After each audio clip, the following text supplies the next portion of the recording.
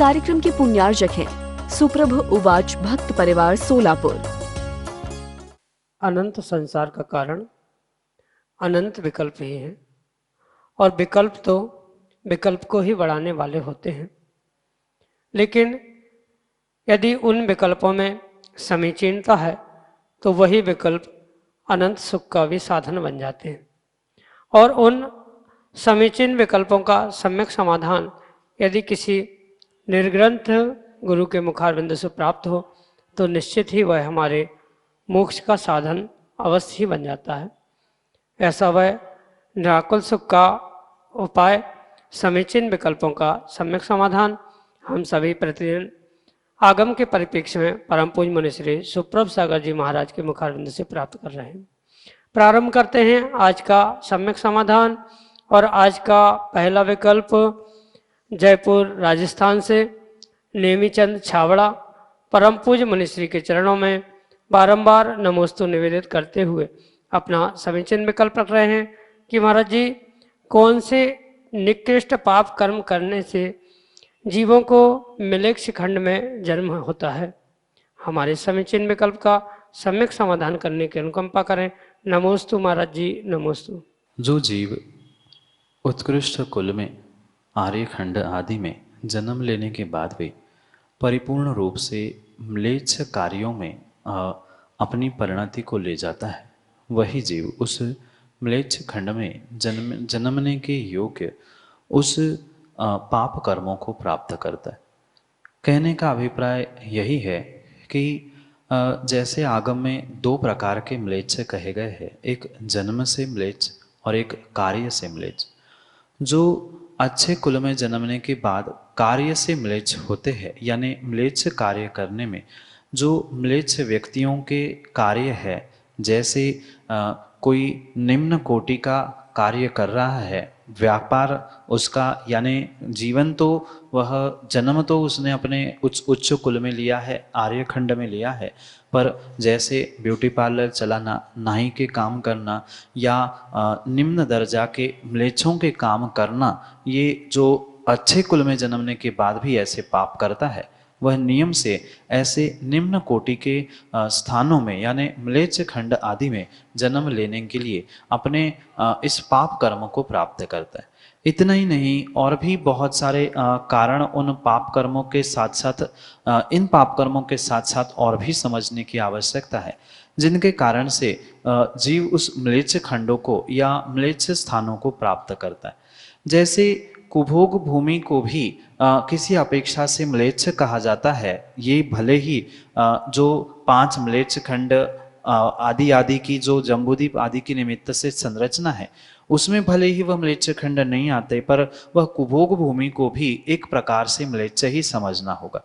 और उसकी परिप्रेक्ष्य में ये समझना होगा, जो दान देते हुए अशुद्धि में दान दे रहा है और सूतक पातक का विवेक छोड़कर दान देना, पूजा करना आदि कार्य कर रहा है, शुद्धि के वस्त्र शुद्धि, मन शुद्धि, वचन शुद्धि, काय शुद्धि, आहार जल शुद्ध नहीं होने पर भी झूठ बोल के मायाचारी करके शुद्धि कहते हुए शुद्ध कहते हुए दे रहा है, वह परिपूर्ण रूप से उस कुभोग भूमि में ही वह मनुष्य बनने का पुरुषार्थ प्रारंभ करता है।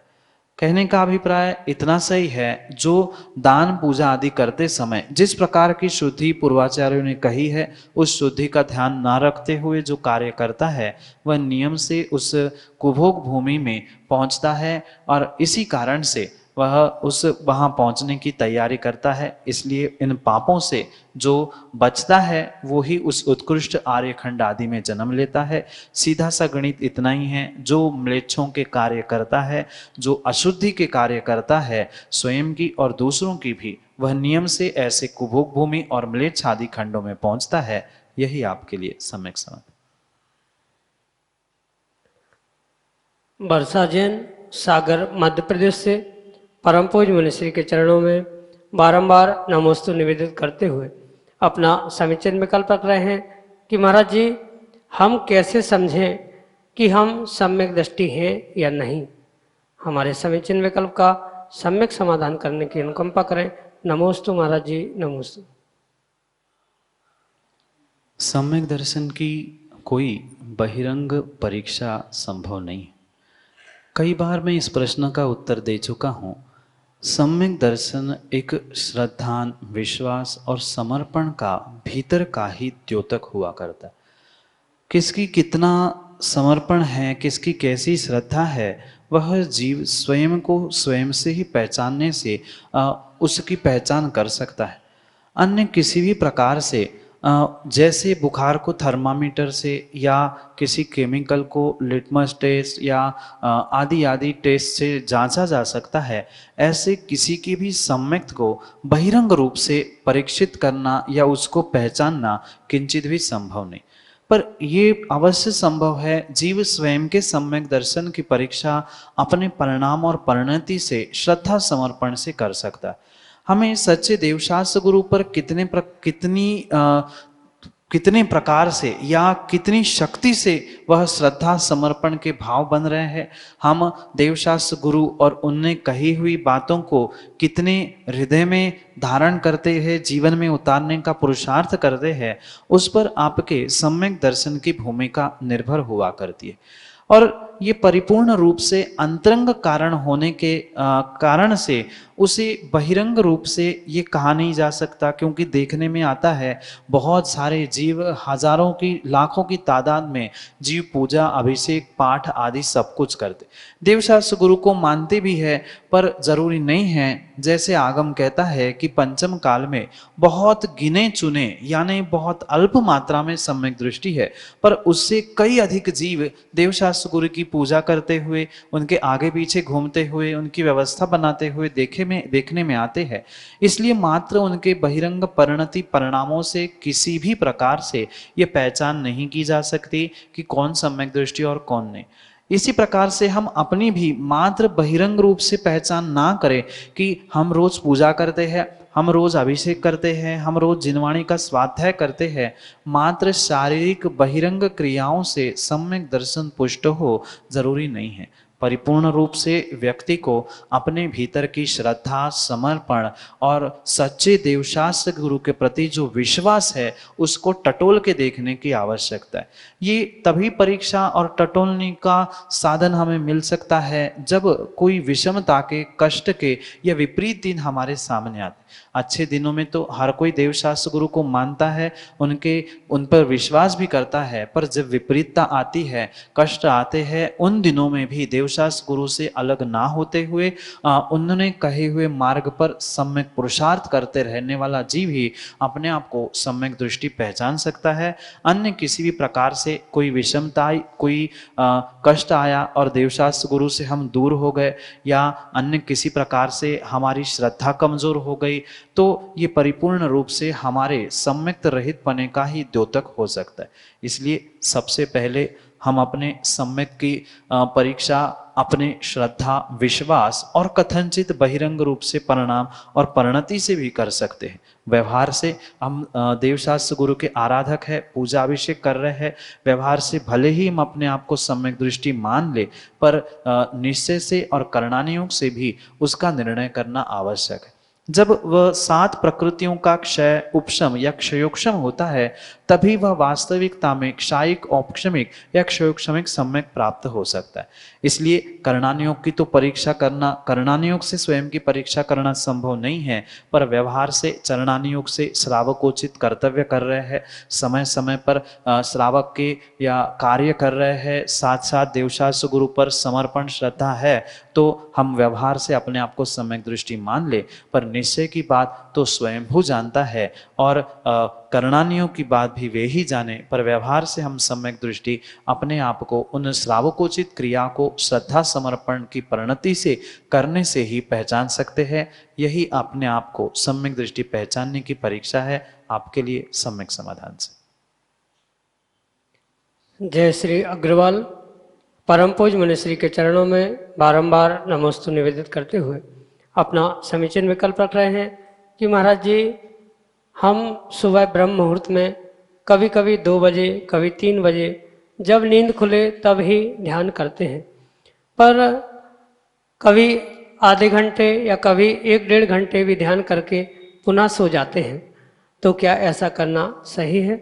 हमारे समीचीन विकल्प का सम्यक समाधान करने की अनुकंपा करें। नमोस्तु महाराज जी, नमोस्तु। ध्यान का ऐसा कोई निर्धारित समय नहीं है कि इतने बजे से इतने बजे तक ही ध्यान करें। स्वाध्याय करते समय तो कालाचार का ध्यान रखना आवश्यक होता है, पर ध्यान करते समय, सामायिक करते समय, माला आदि पढ़ते समय, स्तोत्र पाताठी पढ़ते समय कालाचार का ध्यान रखना कोई अनिवार्य नहीं।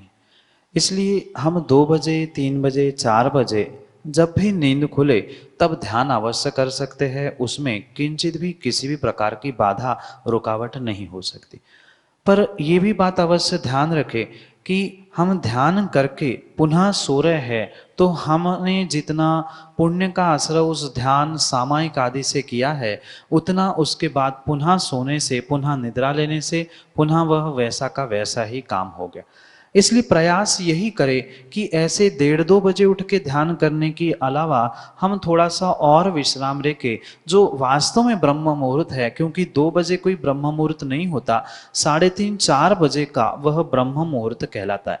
सूर्योदय के कुछ घड़ी पहले तक ही वह ब्रह्म मुहूर्त होता है, पूरी रात कोई ब्रह्म मुहूर्त नहीं होता। तो 3:30-4 बजे तक हम विश्राम करके परिपूर्ण रूप से निद्रा लेकर पुनः उठकर अगर सामायिक आदि ध्यान आदि कर रहे हैं तो हमें उसका विशेष विशेष फल मिलेगा। माना कि 2 बजे उठकर हमने आधा 1 घंटा ध्यान किया और जो वास्तव में ब्रह्म मुहूर्त था उस समय में हम सो गए तो फिर क्या काम का। इसलिए अगर माना कि पहले नींद भी खुल गई है तो प्रयास यही करें कि और थोड़ी देर हम वैसे ही पुनः निद्रा लेने का प्रयास करें। और फिर भी अगर नींद आ ही नहीं रही है तो फिर ध्यान भी करो तो दोष कुछ भी नहीं है, पाप बिल्कुल भी नहीं लगेगा, दोष भी नहीं लगेगा।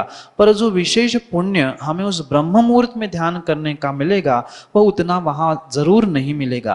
पर कुछ नहीं सो कुछ सही, ऐसे सोचते हुए नींद आ ही नहीं रहे है, सो पा नहीं रहे है, इधर उधर का विचार आ रहा है, तो आर्द्र रौद्र ध्यान करने के अलावा अगर हम उठ के धर्म ध्यान करने का, प्रभु का चिंतन, सामायिक, माला आदि करने का पुरुषार्थ कर रहे हैं तो उसमें किंचित भी दोष नहीं है, पाप नहीं है। पर उत्कृष्ट कार्य तो यही है कि समय पर उठकर समय पर हम अपना कार्य करें, वह उसका विशेष विशेष फल आगम में आचार्य भगवंतों ने बताया। जो 2 बजे 3 बजे भी किया हुआ ध्यान आपका व्यर्थ जाने वाला नहीं है। अगर वास्तव में वह धर्म ध्यान हो रहा है तो नियम से कर्मों के निर्जरा करने के लिए निमित्तभूत हो सकता है। पर जो ब्रह्म मुहूर्त में करने से जो वैज्ञानिक दृष्टि से आगम में आचार्य भगवंतों ने उसके पीछे का गणित तर्क आदि बताया है, उसका विशेष फल वहां मिलेगा। पर वैसा नहीं भी कर रहे हैं तो भी दोष नहीं है, पाप नहीं है, क्योंकि सोते सोते पाप करने से अच्छा है कि हमने आधा 1 घंटा ध्यान में बिताया, पुनः निद्रा ले ली, ये भी कोई बुराई नहीं है। पर जैसी आदत हम डालेंगे वैसी आदत शरीर को होती है। इसलिए आदत हम यही डालें कि हम समय पे उठे, समय पे ध्यान सामायिक आदि करें और फिर उससे निवृत्त होकर आगे के कार्य करें। अगर क्वचित कदाचित कुछ ऐसे भी जीव होते हैं उनको 2-2:30 बजे के बाद नींद आती ही नहीं है, फिर करवटें बदलते बदलते पाप करने के अलावा, सपनों को देखने के अलावा या अन्यत्र आर्द्र रौद्र ध्यान करने के अलावा अगर उठ के हम सामायिक कर रहे, ध्यान कर रहे हैं तो उसमें किंचित दोष नहीं है। और उसके बाद भी कदाचित नींद भी आ गई तो बैठे बैठे झपकी ले लेना, पर सोने का यानी लेटने का पुनः प्रयास ना करें तो वह उत्कृष्ट कार्य होगा। और इस प्रकार से अगर हम उस ध्यान सामायिक को अपने आप को, अपने शरीर को इस प्रकार से ढाल लेंगे, पुरुषार्थ करेंगे तो नियम से वैसी आदत लगने से हम वैसा पुरुषार्थ कर सकते हैं। पर 2 बजे भी किया हुआ ध्यान व्यर्थ नहीं जाएगा, वह दोषपूर्ण भी नहीं है, पाप का भी साधन नहीं है। कुछ नहीं करने से, पाप करने से इस शुभ में परिणाम परिणति ले जाना ठीक है, उत्कृष्ट ब्रह्म मुहूर्त में था, पर कुछ नहीं वह भी करना ठीक है, दोषयुक्त नहीं है। यही आपके लिए सम्यक समाधान। श्रीमती रक्षा जैन, लिंक रोड, सागर, मध्य प्रदेश से परम पूज्य मुनिश्री के चरणों में बारंबार नमोस्तु निवेदित करते हुए अपना समीचीन विकल्प रख रहे हैं कि महाराज जी, क्या हमें मंदिर के धोती दुपट्टे को वॉशिंग मशीन में धोना चाहिए? क्योंकि इससे तो पाप का ही बंध होता है, तो ऐसा करना उचित है? हमारे समीचीन विकल्प का सम्यक समाधान करने की अनुकंपा करें। नमोस्तु महाराज जी, नमोस्तु। मंदिर के धोती दुपट्टे परिपूर्ण रूप से शुद्ध ही रहने चाहिए और जितनी अधिक उसकी शुद्धि रखेंगे उतना ही विशुद्ध हमारे परिणाम उतने ही विशुद्ध बनेंगे और उतना ही विशेष विशेष फल भी पुण्य का हमें प्राप्त होगा। अगर वॉशिंग मशीन में जहाँ सामान्य भी वस्त्र धुले जा रहे हैं जिसकी कोई शुद्धि का ध्यान नहीं रखते, जैसे कि बाजार में पहन के गए हुए वस्त्र है और भी जो अंडर गारमेंट्स है, इनरवेयर है, ऐसे भी सब अगर उसमें ही डाल के धो रहे हैं और उनके साथ ही उन धोती दुपट्टों को धो रहे हैं तो भले ही भी पानी से निचोड़ के डाल दिए गए हैं पर वे सौले के या शुद्ध नहीं कहलाए जाएंगे। इतना ही नहीं, माना कि पहले उन वस्त्रों को धो लिया है वॉशिंग मशीन में और फिर उसके बाद धोती दुपट्टे भले ही अलग से धोए हैं पर मशीन तो वही है, उसको कब साफ किया गया था और है वो प्लास्टिक की ही, वह जो धातु कोई होता है तो उसको मांजने के बाद वह धातु शुद्ध होता है, प्लास्टिक तो मांजा भी नहीं जा सकता, इसलिए तो प्लास्टिक की वस्तु कभी शुद्ध हो ही नहीं सकती। रही बात उस वॉशिंग मशीन की, तो वो वॉशिंग मशीन भी परिपूर्ण रूप से जो अंदर की मशीन बनी है वह उस प्लास्टिक आदि से ही बनी है, तो उसकी उन अशुद्ध वस्त्रों को डालने से पहली वैसी ही अशुद्धि हो गई और पुनः हमने जो धोती दुपट्टा या सौले के वस्त्र उसमें ही धो के सुखाने का पुरुषार्थ प्रयास किया है तो परिपूर्ण रूप से वे शुद्धि की जगह अशुद्धि को ही प्राप्त होने वाले। इसलिए प्रयास व्यक्ति को यही करना चाहिए कि कितना समय लगता है उस धोती दुपट्टे को धोने और सुखाने के लिए। अगर दोनों एक ही मशीन में धोए जा रहे हैं, मतलब सामान्य जो पहनावे में आने वाले वस्त्र है, दिनचर्या में लैट्रिन, बाथरूम या बाजार आदि में जाते समय पहने हुए अशुद्ध वस्त्र उसी मशीन में और धोती दुपट्टा सौले के कपड़े भी उसी मशीन में धो रहे हैं, ड्राई किए जा रहे हैं, तो परिपूर्ण रूप से यह कार्य दोषपूर्ण ही हमें स्वीकार करना। इसलिए इस बात को बहुत अच्छे से समझने की आवश्यकता है कि पहली बात तो धोती दुपट्टा या सोले के वस्त्रों को कोई बहुत ब्रश, साबुन आदि से धोने की आवश्यकता नहीं होती, सामान्य रूप से पानी से, और वो भी ये बात अवश्य ध्यान रखें कि प्रासुक पानी से धुले हुए वस्त्र ही वास्तव में आगम के परिप्रेक्ष्य में सोला के कहे जा सकते, क्योंकि कच्चे पानी से धोए हुए, अनछने पानी से धोए हुए वह 48 मिनट में नहीं सूखने के कारण उसमें जीवों की उत्पत्ति होती है और अनछने से धोया हुआ तो वह सोला का बचा ही नहीं है। इसलिए प्रासुक पानी से ही, जिसकी मर्यादा है, ऐसे मर्यादित पानी से स्वयं के हाथ आदि से धोया हुआ वह वस्त्र ही सोले का कहलाया जाएगा। साथ में ये विकल्प भी आ सकता है आपको कि फिर वॉशिंग मशीन में नहीं डाल सकते तो जिन बाल्टी या जिन बर्तनों में सामान्य वस्त्र धोए जा रहे हैं, हाँ, उसमें भी किसी प्रकार से ये सोले के वस्त्र डालना, सुखाना ये किंचित भी योग्य कार्य नहीं है। जिस रस्सी पर सामान्य वस्त्र सूखते हैं उन रस्सी आदि पर भी इन सोले के वस्त्रों को डालेंगे तो वहां भी उनकी अशुद्धि ही होगी।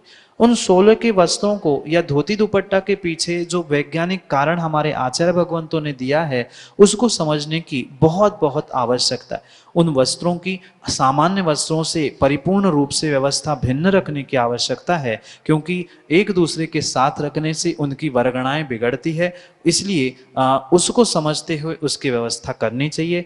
और इसी कारण से वॉशिंग मशीन में जहां सामान्य वस्त्र धोए जाते हैं वहां धोती दुपट्टे धोए जा रहे हैं, या किसी मंदिर के धोती दुपट्टे धोने की मशीन में कोई व्यक्ति सामान्य वस्त्रों को धो रहा है तो वो किंचित भी योग्य नहीं है। परिपूर्ण रूप से वहां दोष ही है। शुद्धि की जगह हम वस्त्रों की भी और परिणामों की, मंदिर, देवशास्त्र, गुरु की भी अशुद्धि कर रहे हैं। यही आपके लिए सम्यक समाधान है।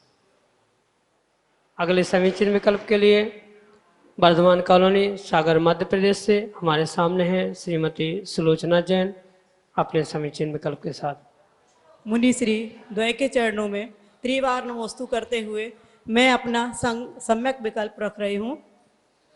मुनि श्री, यदि कोई व्यक्ति इस भाव से एक साथ कुछ बड़ी धनराशि प्राप्त कर वह कोई बड़ा पारिवारिक काम पूर्ण कर सकेगा, वह कुछ लोगों का समूह बनाकर धन जमा कर ड्रा द्वारा नाम खुलने पर यदि वह राशि प्राप्त करता है तो क्या वह भी जुआ व्यसन माना जाएगा?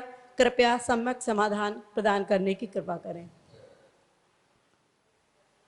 माँ, व्यक्ति का कोई भी उद्देश्य क्यों न हो, भले ही कोई अच्छे उद्देश्य से युक्त होकर जहाँ कोई निर्धारित उस धन राशि का वापस आने का कोई निर्धारित समय, निर्धारित काल या निर्धारित व्यवस्था नहीं है, ऐसे चाहे लकी ड्रॉ से निकाला गया हो, चाहे सोच समझकर जो वर्तमान में बीसी आदि की व्यवस्था, किटी पार्टी आदि की व्यवस्था की जा रही है, भले ही हम कितनी सुंदर भाषा में उसे प्रस्तुत करें, हमारा अभिप्राय कोई भी क्यों ना हो, पर आगम के परिप्रेक्ष्य में हमें उसे उस जुआ नाम के व्यसन के अंतर्गत स्वीकार करना ही होगा। भले ही वर्तमान में व्यक्ति इस जुआ नाम के व्यसन को अन्य प्रकार से प्रस्तुत करना चाहता है, पर कितना ही सुंदर पैकिंग क्यों ना हो, पर वस्तु वही है। हमारा अभिप्राय भी भले ही घर की व्यवस्था बना ले, मंदिर की व्यवस्था बना ले, या और भी किसी प्रकार की व्यवस्था का उद्देश्य भले ही क्यों ना हो, पर उसके पीछे का अभिप्राय मायने नहीं रखता, वह क्रिया भी उसके साथ मायने रखती। क्योंकि मात्र मन से ही कर्मों का आश्रव नहीं होता, वचन और काय से किया गया वह प्रत्येक कार्य हमारे लिए पुण्य या पाप में तत्त रूप परिवर्तित होने के लिए निमित्तभूत होता है।